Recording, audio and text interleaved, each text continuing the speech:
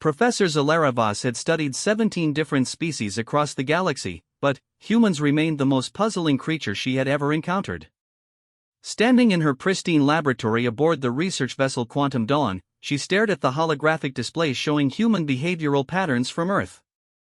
The data made no sense.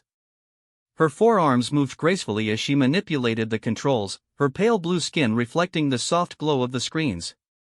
The Corvani were known throughout the galaxy for their analytical minds and objective research methods. They had catalogued civilizations, studied social structures, and documented the rise and fall of countless species. Yet humans broke every model they had developed. "Computer, display human recreational activities from the past solar cycle," she commanded in her melodic voice. The hologram shimmered and changed, showing footage from various human settlements. Zalera's large, dark eyes widened as she watched. Humans were throwing themselves from perfectly safe aircraft with nothing but fabric to slow their descent. Others were climbing vertical rock faces without proper safety equipment. Some were racing mechanical vehicles at speeds that could easily result in death. She paused the display and leaned forward, her expression troubled. According to every psychological profile the Corvani had developed, these activities should terrify humans. The species showed clear evidence of self-preservation instincts. They built hospitals, created safety regulations, and worked tirelessly to protect their young. Yet here they were, actively seeking situations that could kill them. "This cannot be accurate," she muttered, switching to another data stream. The new footage showed humans participating in what their databases labeled as extreme sports. Groups of humans were jumping off bridges connected only by elastic cords. Others were surfing massive waves that could crush them instantly.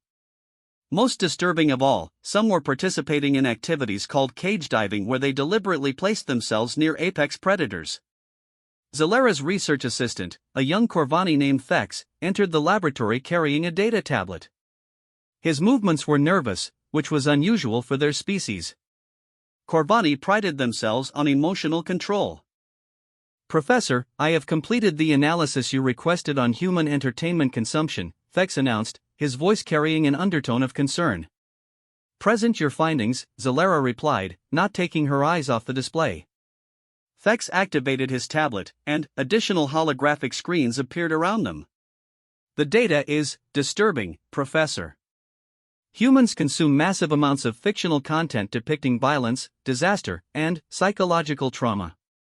Their most popular entertainment involves watching other humans in life-threatening situations." Zalera finally turned to face her assistant. "Explain." "They have entire genres dedicated to horror, where the primary purpose is to induce fear and psychological distress. They watch simulated murders, supernatural threats, and apocalyptic scenarios for pleasure." Thex paused, his skin shifting to a slightly darker shade of blue, indicating stress. "Professor, they also consume content showing real humans in actual danger. They call it reality television." The professor moved to her central workstation, her forearms working simultaneously across different control panels. "Show me examples of this reality television." The hologram changed again, displaying footage of humans trapped on isolated islands with limited resources, competing against each other for basic necessities. Other programs showed humans in elaborate obstacle courses designed to cause physical injury. Most shocking were programs where humans voluntarily lived with dangerous predators or survived in lethal environments. "Computer, cross-reference this entertainment consumption with human survival rates and population growth," Zalera commanded. Data streams flowed across the displays. Despite consuming content that should logically traumatize them and participating in activities that should kill them, humans maintained robust population growth and expanding civilizations. Their mortality rates from recreational activities remained statistically insignificant compared to their overall population. Thex approached cautiously. "Professor, there is something else. I found footage of human children engaging in similar behaviors." New images appeared showing young humans climbing trees, racing bicycles down steep hills, and playing games that involved physical contact and potential injury. Their adult guardians not only allowed these activities but often encouraged them. "This defies everything we understand about species' survival instincts," Zalera said, her voice barely above a whisper. Corvani children are carefully protected until they reach intellectual maturity. We would never expose them to unnecessary risk. Neither would the Zentari, the Morphic Collective, or any other species in our database, Thex added. Professor, what if we have fundamentally misunderstood human psychology? Zalera was silent for several minutes, processing the information. Her species had spent centuries developing theories about intelligent life based on logical assumptions about survival and resource preservation. Every model predicted that successful species would minimize risk, protect their population, and pursue activities that enhanced their survival chances. Humans appeared to do the exact opposite while somehow thriving. Thex, I need you to compile every piece of data we have on human recreational activities, entertainment consumption, and risk-taking behaviors, she finally said. I want detailed analysis of their neurological responses, social structures surrounding these activities, and any correlation with their technological advancement. Professor, may I ask why this research has become so important to you? Zalera turned back to the displays, watching footage of humans launching themselves into space in primitive rockets, diving to crushing ocean depths, and exploring environments that could kill them in seconds. Because, Thex, if we have misunderstood something this fundamental about human nature, we may have misunderstood everything about them. The Galactic Council is currently debating humanity's application for advanced civilization status.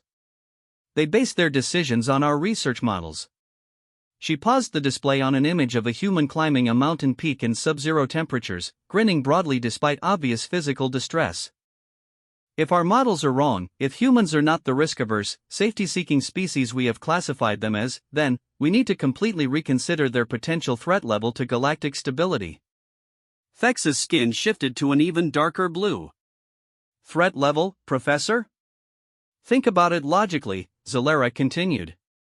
A species that actively seeks danger, consumes traumatic content for pleasure, and exposes their young to risk while maintaining rapid technological advancement. What happens when they perfect interstellar travel? The laboratory fell silent except for the soft humming of the computer systems.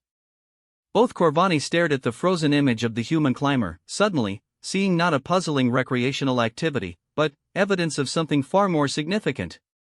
Professor, Thex said slowly, should we be concerned that humans might view galactic exploration the same way they view climbing mountains? Zalera did not answer immediately. She was thinking about human history, their rapid expansion across their home planet, their aggressive space exploration program, and their apparent inability to accept limitations. Computer, begin compiling a comprehensive report on human risk-seeking behavior and its implications for galactic security, she finally commanded. Priority classification, urgent. As the computer acknowledged her command, Zalera realized she was about to challenge decades of established research and potentially change how the galaxy viewed humanity forever. The weight of that responsibility settled on her shoulders like a heavy cloak. But the evidence was undeniable. Humans were not the species they thought they were, and the galaxy needed to know the truth before it was too late.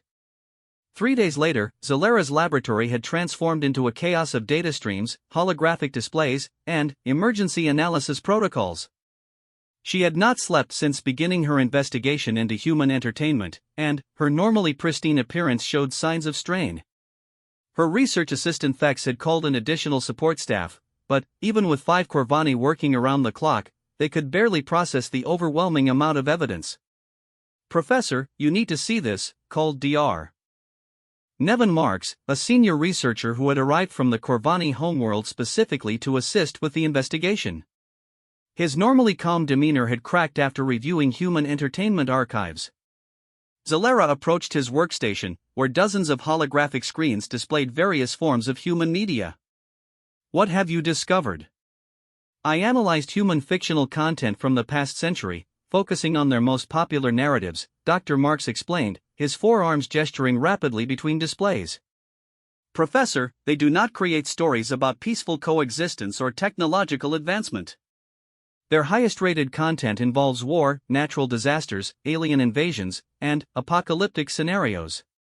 The screens showed movie posters and video thumbnails with titles like Independence Day, The Walking Dead, Mad Max, and Alien. Each image depicted destruction, violence, or survival scenarios that would traumatize most civilized species. But, here is the truly disturbing part, Dr. Marks continued. These are not cautionary tales meant to prevent such events. Humans consume this content for pleasure. Their neurological scans show excitement and enjoyment while watching simulated death and destruction. Thex looked up from his own research station, his skin a deep blue indicating extreme stress. Professor, it gets worse. I have been analyzing human historical records. When they were confined to their single planet, they deliberately created competitions to simulate warfare. They called them sports. New displays activated, showing footage of human sporting events.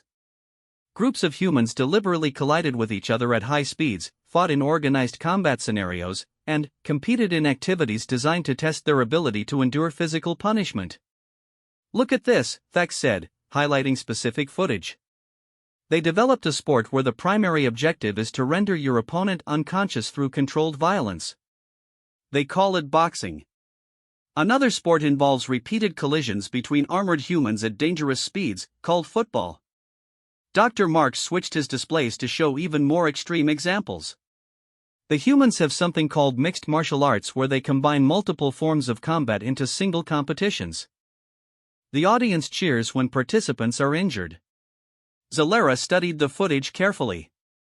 The humans engaged in these activities showed no signs of distress or trauma. Instead, they appeared energized and happy.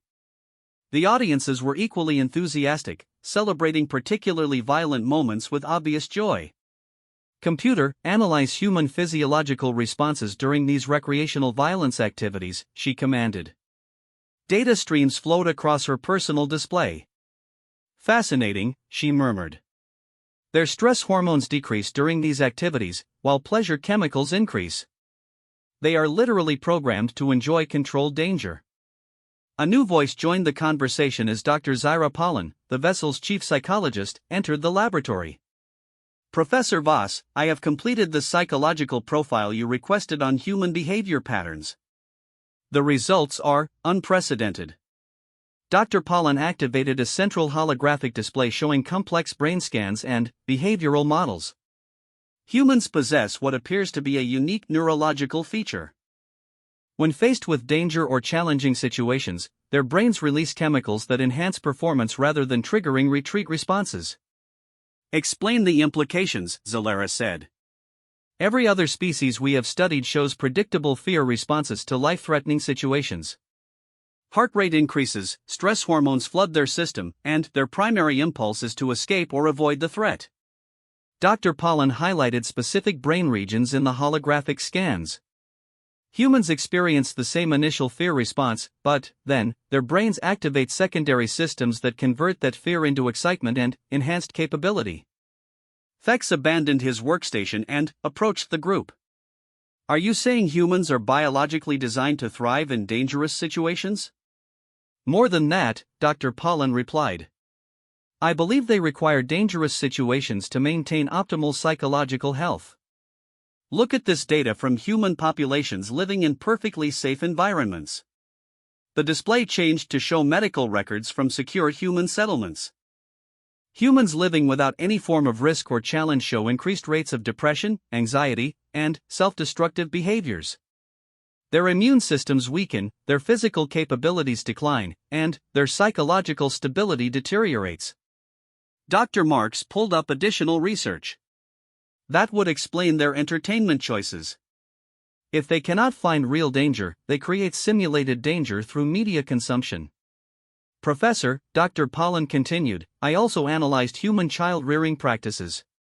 While we assumed they were carelessly exposing their young to risk, I now believe they are deliberately training them for a life that requires constant challenge and adaptation. New footage showed human children engaged in increasingly complex activities as they aged. Young children played simple games involving mild physical challenges. Adolescents participated in competitive sports with higher stakes. Adults engaged in extreme recreational activities that pushed the boundaries of survival. They are not just tolerating risk, Zalera realized. They are systematically preparing their entire population to handle situations that would incapacitate other species. Professor, there is something else, Dr. Marks said quietly. I found records of human space exploration missions. Every single expedition they have launched involves volunteers entering potentially lethal situations with primitive equipment and minimal backup plans. The laboratory fell silent as the implications settled over the research team. Zalera moved to her primary workstation and began pulling up human space exploration records. Computer, display human space mission fatality rates and compare to their volunteer application rates for new missions. The data that appeared shocked even Zalera. Despite multiple mission failures resulting in crew deaths, humans continued to volunteer for space exploration in overwhelming numbers. Each disaster seemed to increase rather than decrease their enthusiasm for space travel. Look at this, she said, highlighting specific mission records.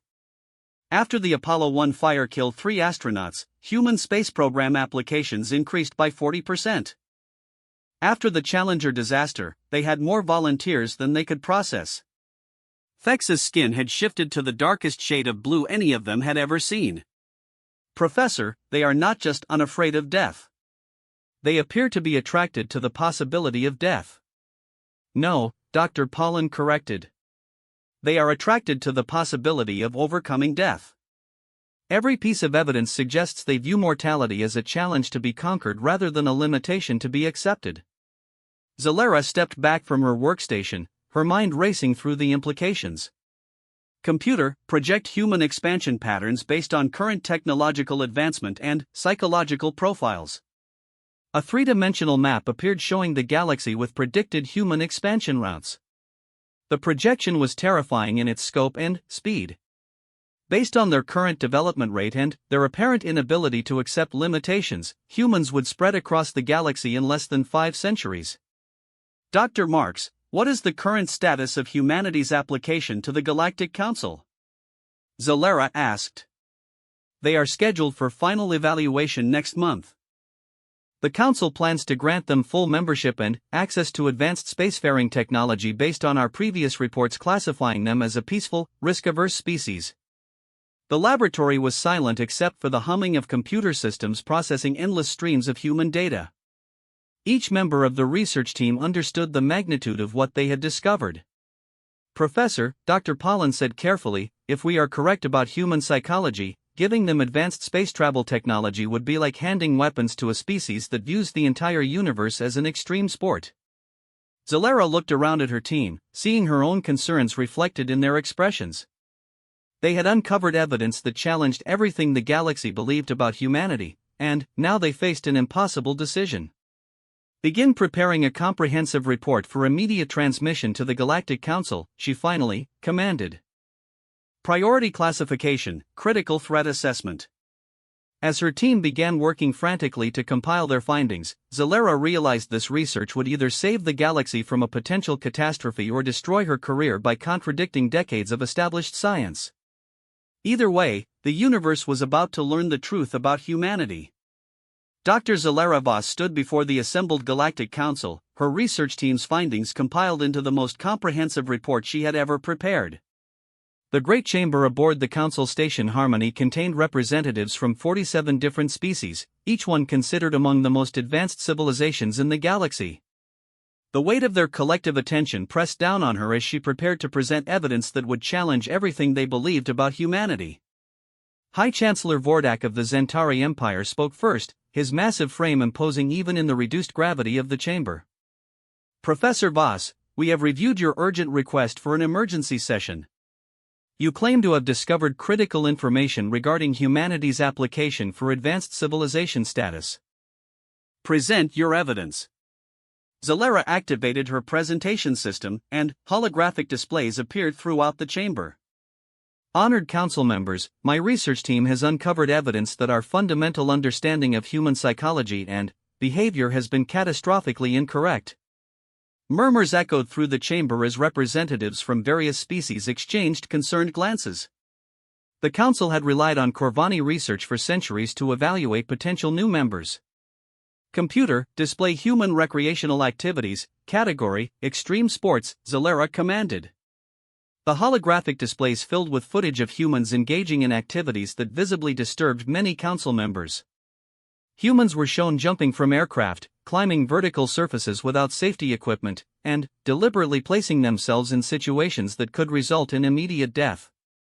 Representative Kylix of the Aquari Collective raised a tentacle appendage.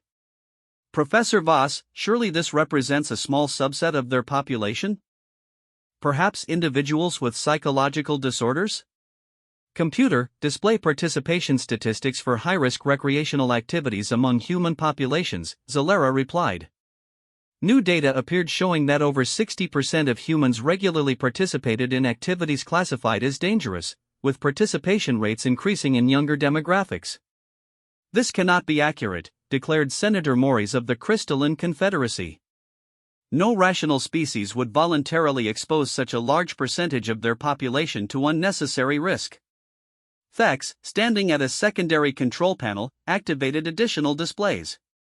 Honored council members, the data becomes more disturbing when we examine human entertainment consumption patterns. The displays changed to show human media content, focusing on their most popular entertainment. Movies, television shows, books, and games filled the screens, each depicting violence, disaster, or life-threatening scenarios. These are not educational materials or historical documentaries, Dr. Pollan explained, stepping forward. Humans consume this content specifically for pleasure. Their neurological scans show excitement and enjoyment while experiencing simulated trauma and death. High Chancellor Vordak leaned forward in his seat. Professor, what are you suggesting? Computer, display comparative analysis, human stress responses versus galactic standard stress responses, Zalera commanded. Side-by-side displays appeared showing brain scans from various species encountering threatening situations. Every species except humans showed predictable patterns, increased stress hormones, elevated heart rate, and activation of retreat responses. The human scans were completely different. As you can see, Zalera explained, humans experience an initial fear response identical to other species. However, their brains then activate secondary systems that convert fear into excitement and enhanced performance capabilities. The chamber erupted in concerned discussions as representatives tried to process this information. Representative Thylon of the Morphic Collective stood, her form shifting nervously between shapes. Professor Voss, are you claiming that humans are biologically programmed to seek danger? More than that, Dr. Marx interjected, activating new displays. Our evidence suggests they require danger to maintain optimal psychological and physical health. The new data showed human populations living in completely safe environments, displaying increased rates of depression, self-destructive behaviors, and overall population decline. They have created an entire civilization based on the systematic pursuit of challenges that would destroy other species, Zalera continued. Their history shows continuous expansion into hostile environments, development of increasingly dangerous technologies, and social structures that reward risk-taking behavior.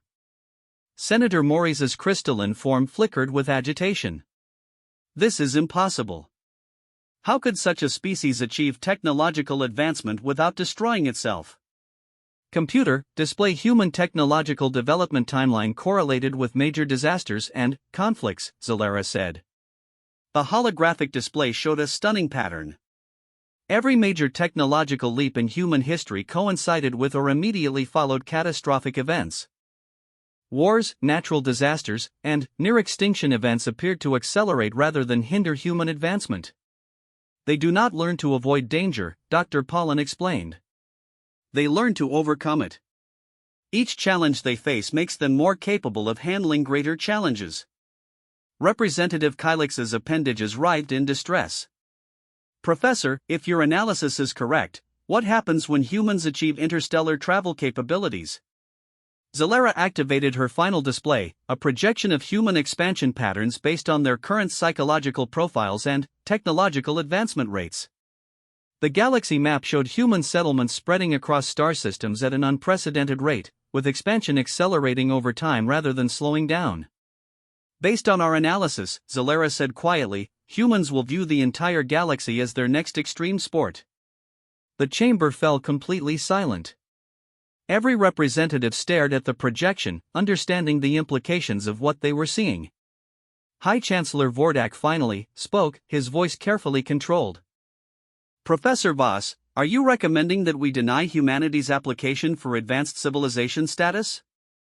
I am recommending that we completely reconsider our classification of humanity as a species, Zalera replied. Every model we use to evaluate civilizations assumes that advanced species will prioritize safety, stability, and resource preservation. Humans appear to prioritize challenge, expansion, and overcoming limitations. Representative Vylon shifted into a more defensive form. Could they pose a threat to existing civilizations? Dr. Marx stepped forward. Computer, display human conflict resolution patterns. New data appeared showing how humans handled encounters with other species, both on their home planet and in early space exploration. Remarkably, Dr. Marx explained, humans do not appear to be inherently aggressive toward other species. Their risk-seeking behavior seems focused on overcoming challenges rather than conquering other civilizations. However, Zalera continued, their definition of challenge includes things like exploring black holes, attempting to travel faster than light, and surviving in environments that would instantly kill most life forms. Senator Maury's flickered more rapidly. They could destabilize entire star systems through their recreational activities. Or, said Representative Kylix thoughtfully, they could solve problems that we have considered impossible to solve. The chamber erupted in debate as representatives argued about the implications of human psychology. Some saw humanity as a potential threat to galactic stability. Others viewed them as possible solutions to challenges that had stymied the galaxy for millennia. High Chancellor Vordak raised his hand for silence. Professor Voss, what is your final recommendation regarding humanity's application? Zalera looked around the chamber, seeing fear, confusion, and uncertainty in the faces of representatives from 47 advanced civilizations.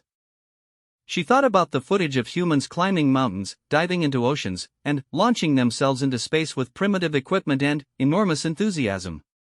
Honored Council, she said finally, I recommend we accelerate humanity's application process and grant them full advanced civilization status immediately.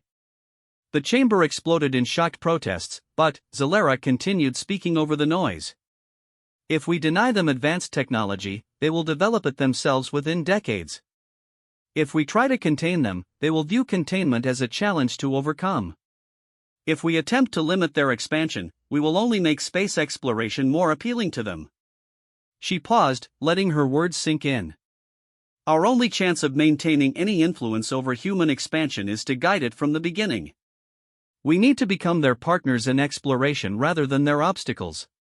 The chamber fell silent again as representatives considered this unprecedented recommendation. High Chancellor Vordak leaned back in his seat, his expression thoughtful. Professor, you believe it is safer to give humans what they want than to deny it to them? I believe it is safer to recognize what humans actually are rather than what we hoped they would be, Zalera replied. The evidence is clear.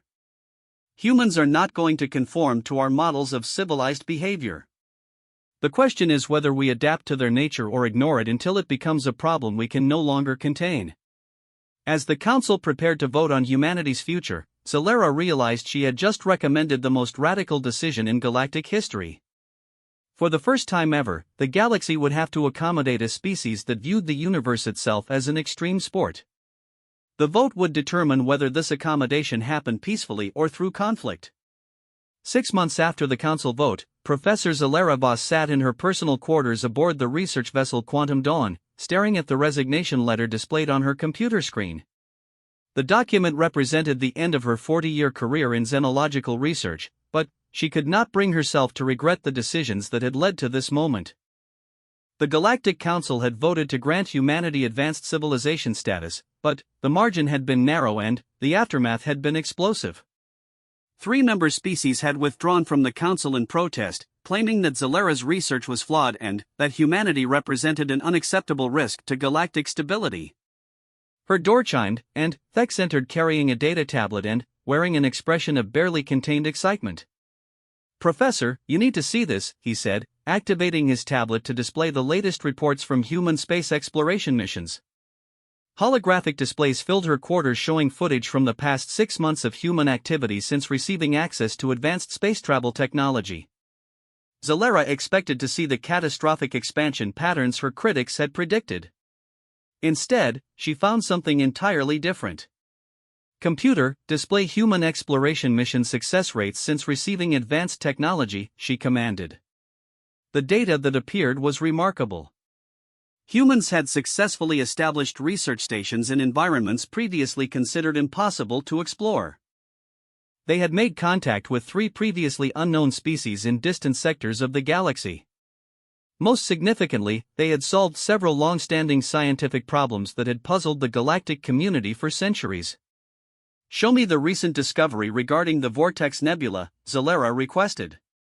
New footage appeared showing human researchers working inside a massive stellar phenomenon that had killed every previous expedition sent to investigate it.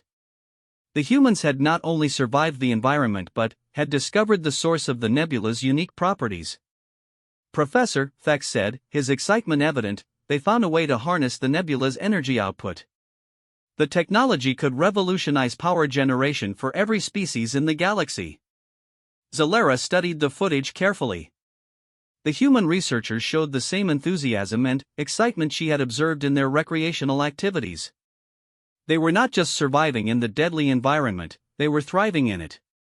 "Computer, display message queue," she said. Her communication system activated, showing dozens of pending messages. Reports from human exploration teams, research collaboration requests from other species, and formal complaints from several council members scrolled across her screen.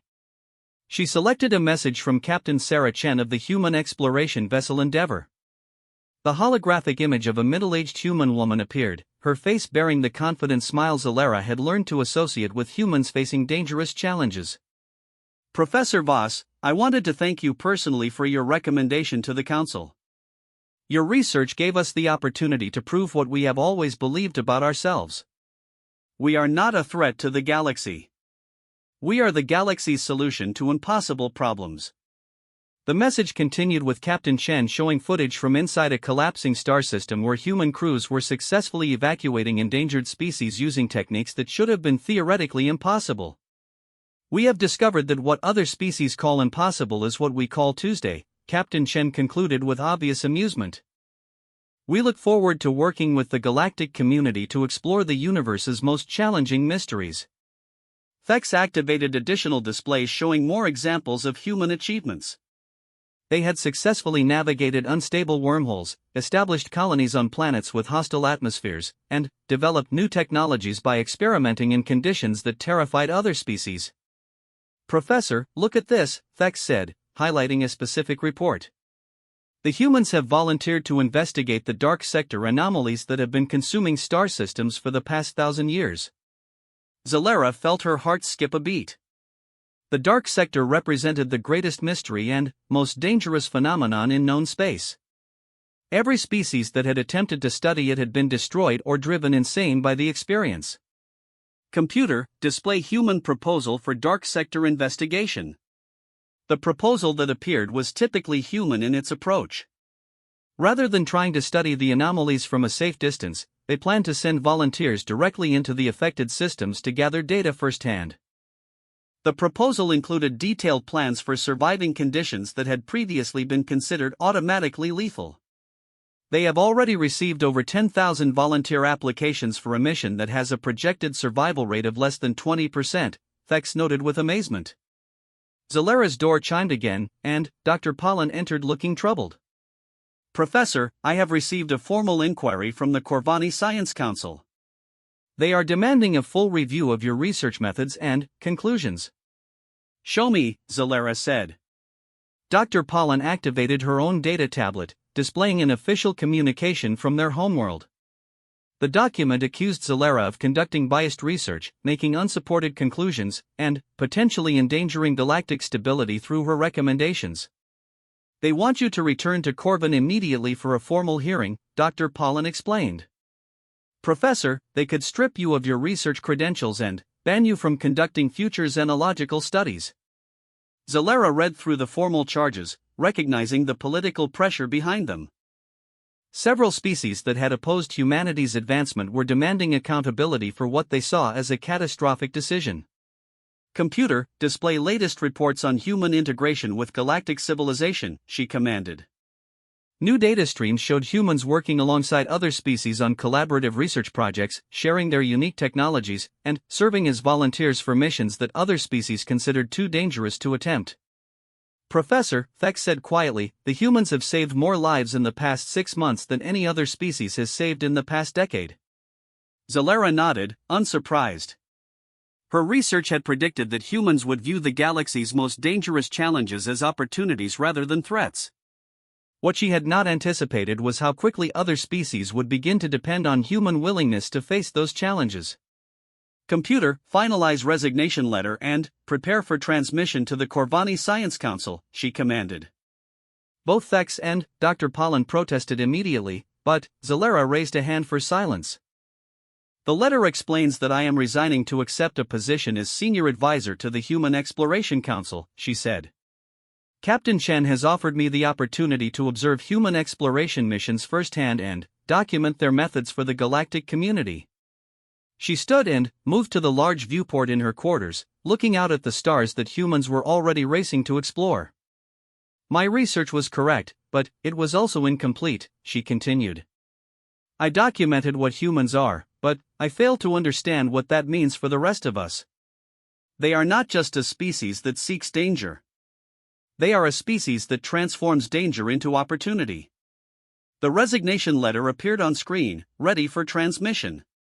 In it, Zalera explained her decision to leave traditional research and join humanity in their exploration of the universe's greatest mysteries. "Professor," Dr. Pollen said carefully, "are you certain about this decision? Working with humans on their exploration missions will probably kill me," Zalera finished with a smile that surprised her assistants. "But it will also teach me things about the universe that cannot be learned from safe research stations." She looked at her research team, seeing the concern in their expressions. "Thex, you were correct when you asked if humans view galactic exploration as an extreme sport. What I have realized is that the universe itself is an extreme sport, and every other species has been playing it too safely to win." Her finger hovered over the transmission control. Once sent, the letter would end her career with the Corvani Science Council and begin an entirely new chapter working alongside the species that had turned her understanding of civilization upside down. "Computer, transmit resignation letter to Corvani Science Council. Prepare acceptance message for Human Exploration Council position." As the letters were transmitted, Zalera felt a strange emotion she had never experienced before. It took her several moments to identify it as excitement mixed with anticipation of danger. She realized that 6 months of studying humans had changed her more than she had understood.